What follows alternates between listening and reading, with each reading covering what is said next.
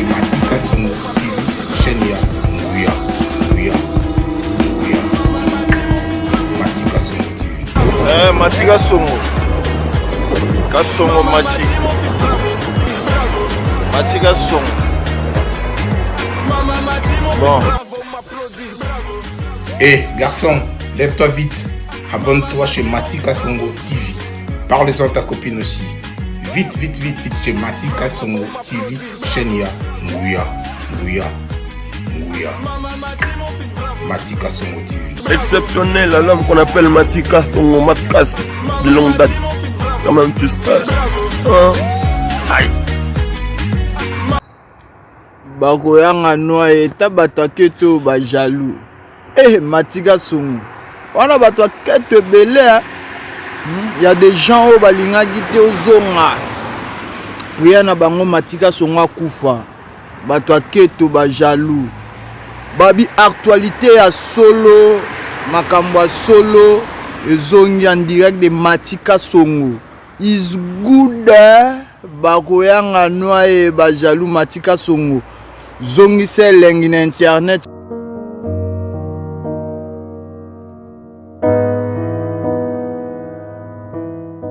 Événement. Le maestro de la musique africaine Fabregas, le métis noir. Bonsoir la France. Ça c'est la danse du moment mondain.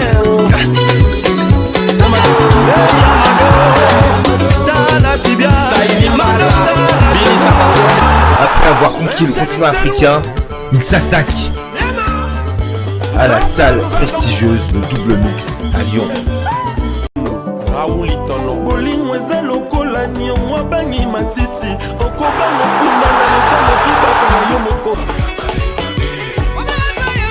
Le 13 mars 2021 à 19h. Billetterie au point de vente habituel.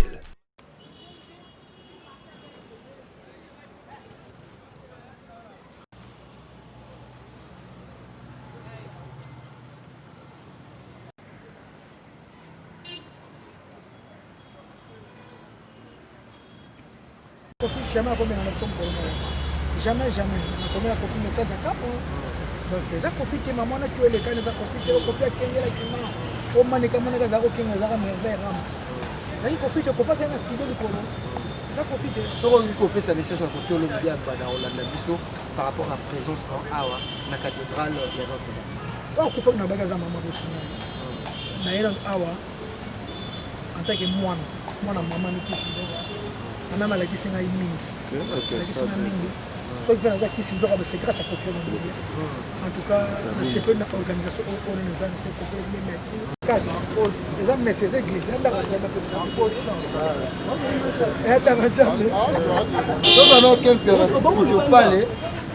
L'homme de polémique.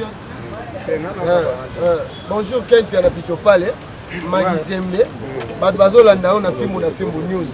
Donc, moi, je suis un jour à Tobo, comme un jour vraiment trop pressé parce que tant ils en ont moulaï. Quand il y en a Magizembe, tout le monde a ramouté les gars qui parmi les chroniqueurs, Obasisaki, Kofi Olomide et surtout, Oyambaki Bango, on a frère Patrice ensemble dans le même plateau. Dans le même plateau, oh, le Baki Nassi, qui est là, ils allaient 40e jour. Ken Pianatomoni sous présence. D'abord, on a un bateau, on a bonne musique, on a un Kofi Olomide, bateau, on a surtout Ken Pianatomoni. Ouais, merci Pégé Tita. Merci premièrement, on a rappelé bateau. Depuis matin, on a vu notre bandit, nous allons na Kofi Olomide. Donc il est là clôture, il y a ma solo matanga. Il y a un autre clôture à matanga ensemble na Kofi Olomide. Parce que c'est 40e jour. C'est 40e jour, matanga l'équipe bien. Donc il toye siko yo tout ça là on mange à souka pour na maman. Maman na bota Kofi, a bota à profiter.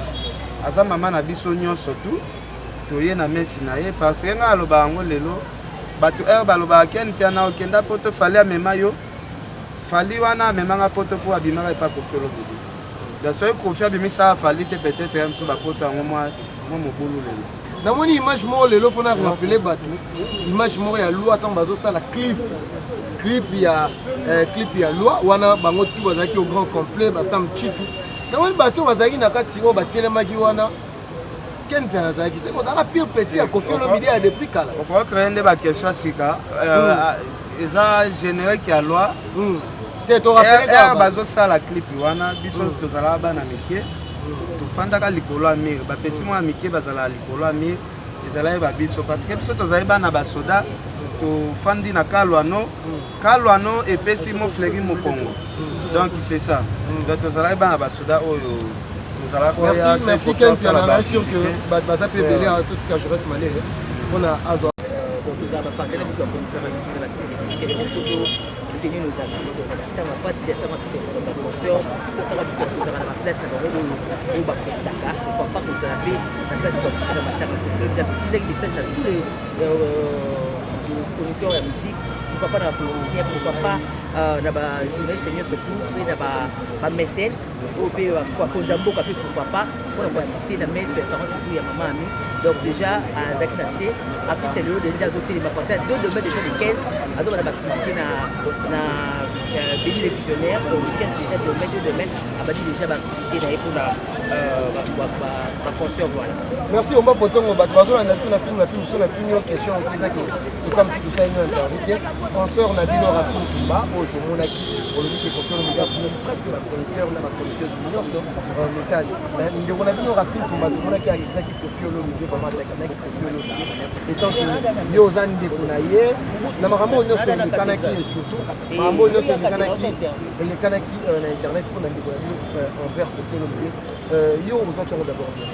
Bon, ça fait très mal, ça fait vraiment très mal. Il y a comme on a pour moi il y a pour ça la émission il y a Bongo pour clasher sur la maman de Kofi Olomide qui est maman amie et la maman de tous les musiciens en général parce que Kofi Olomide a fait beaucoup pour la musique congolaise c'est grâce à maman amie parce que maman amie a beau t'inquiéter donc je dirais que la fille c'est une lâche vraiment lâche on a dit pourquoi n'est on a donc c'est pas bien donc voilà et elle continue aussi à dire aux bêtises parfois pas dit ou pas et ouais bien en effet parce que elle vit à validé et tout le monde va avoir la fille n'a pas musical mais vie n'a pas fait de par rapport à il passe d'abord de vue de ma vie pour autorité mais elle a dit que non elle va aussi à parler de Kofi Olomide de Fali donc c'est une chose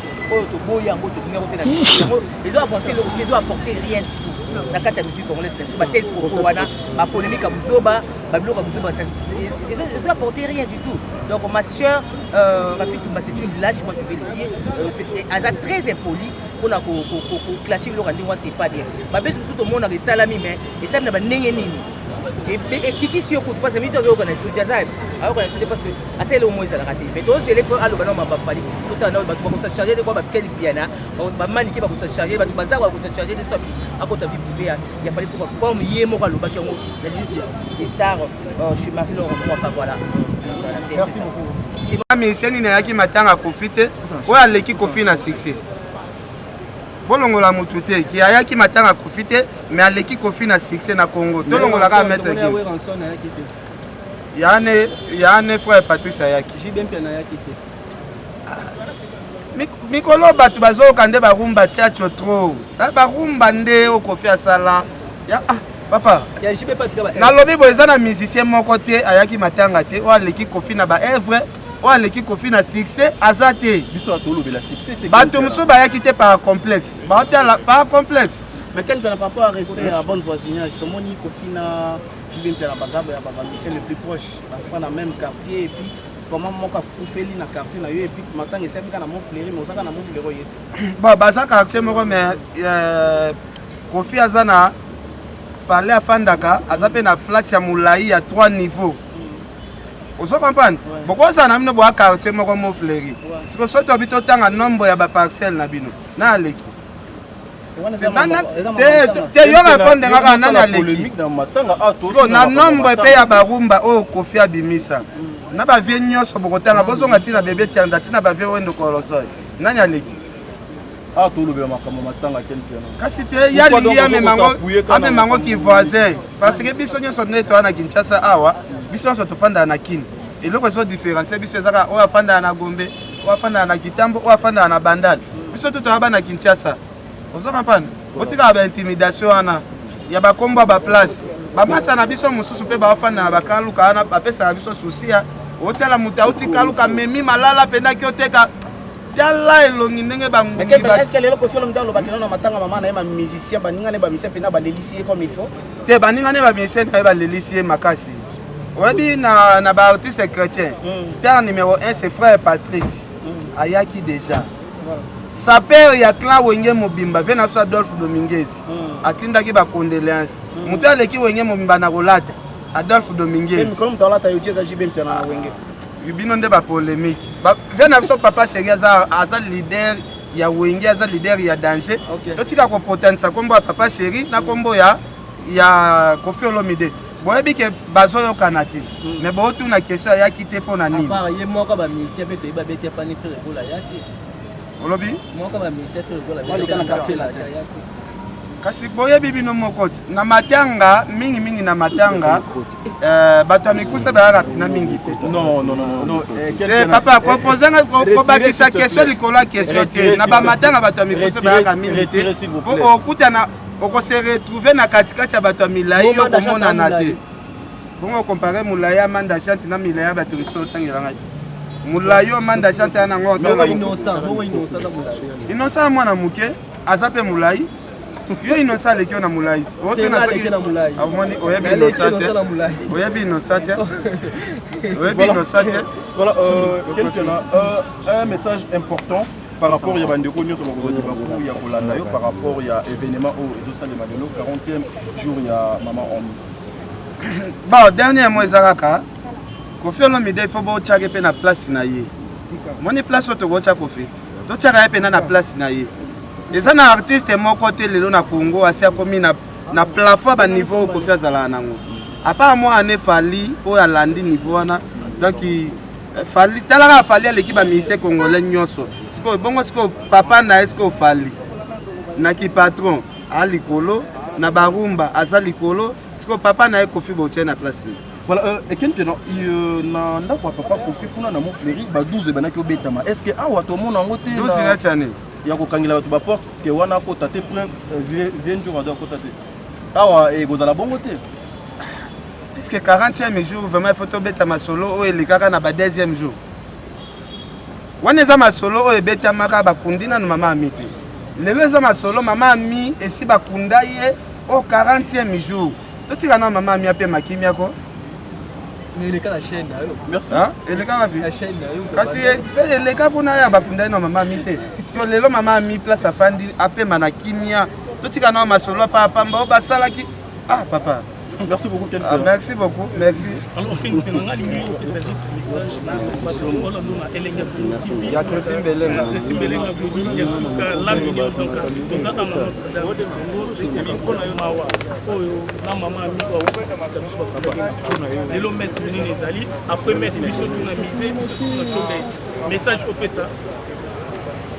ouais après messe awa tokumba bambala moko toke concert ya Koffi Olomide tokendolela siko mama ami ensemble tokotaka na biso miziki ya Koffi tobinaka na biso bapapa mobimba ye mais lelo sikoyo tozokende pena miziki ya kolela osomona pena bato baye sikoyo concert bilongi ya mawa donc lelo nayebi te Koffi soki abetela biso banzembo ndeni parce que lelo eza banzembo moko boye tokokanisa mama ami na makambo ebele donc eza concert moko boye non namoni nde Koffi abeta te mais elingi etangisanga mpena mami filobi sur les 15 na béni les visionnaires nayebisi yo bomona bino moko nde concert wana ezala mpe basurprise ezali parce que nayoki baautorité ya minene oyo bino bosatande na bango te occasion akota concert yango parce que faut baya olela ensemble na merci.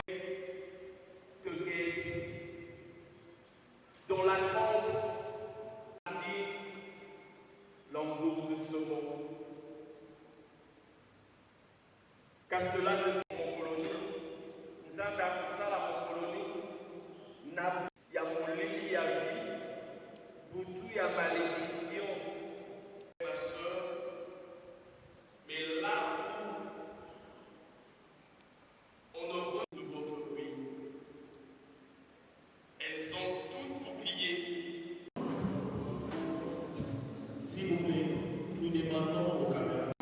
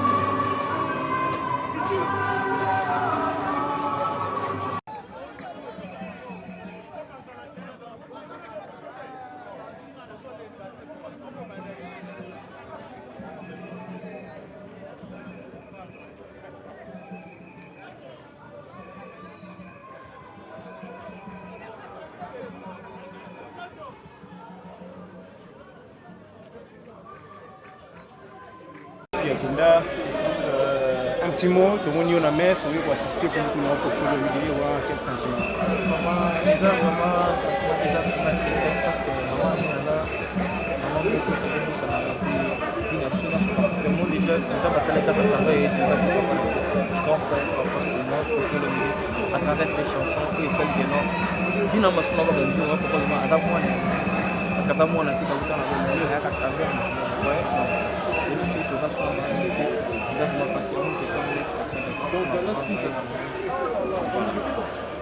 après Awa, direction musée national, est-ce qu'il y aura toujours de la partie jusqu'à la soirée ou bien? Je crois la soirée, mais non, mais bien de consolation par le musée national, pourquoi vous préférez ne pas aller? Non, je suis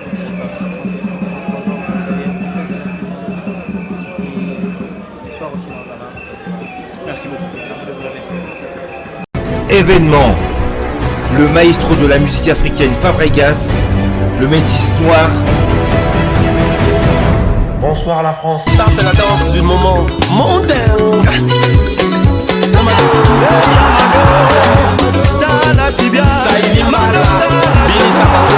Après avoir conquis le continent africain, il s'attaque à la salle prestigieuse de Double Mix à Lyon.